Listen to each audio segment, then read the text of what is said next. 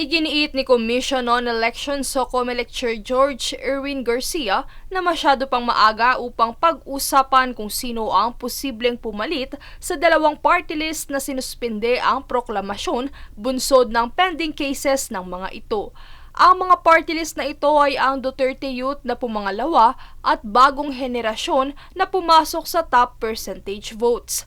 Ayon kay Garcia, kailangan munang ma-verify kung may merit ba ang mga kasong isinampa nang sa gayon ay mapagdesisyonan kung ano ang magiging aksyon sakaling ang dalawang party list na ito ay madeklarang officially disqualified. Gusto ko lang pong liwanagin. Once you suspend the proclamation, it doesn't mean natalo ang kandidato. You just merely suspended the proclamation. Because number one, either you wanted to study first, ano ba talaga ang merit ng kaso? Number two, baka kasi mawalan ng jurisdiction pag na-proclaim natin.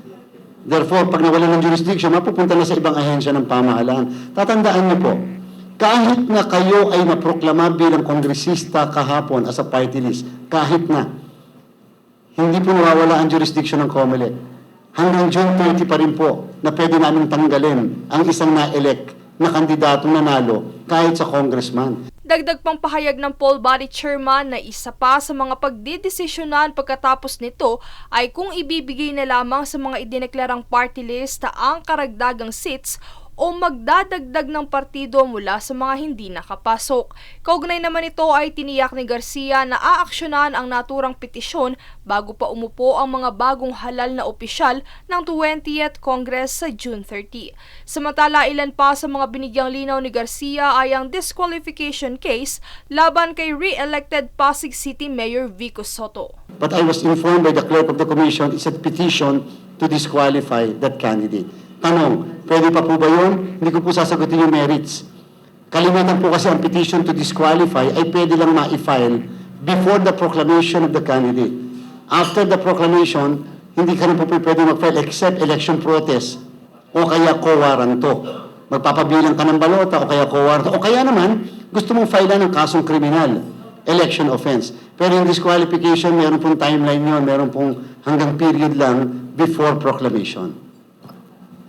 Hinggil naman sa naranasang matagal at mahabang pila sa pagboto ng ilang vulnerable sectors gaya ng mga heavily pregnant, senior citizens at persons with disabilities, kanilang hiling na sana ay madagdagan ang mga presinto upang mapabilis ang proseso ng botohan.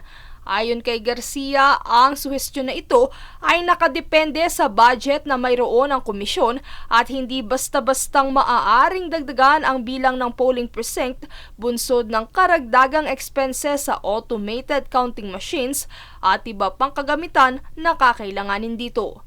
Princess Castro nag-uulat para sa Golden Nation Network.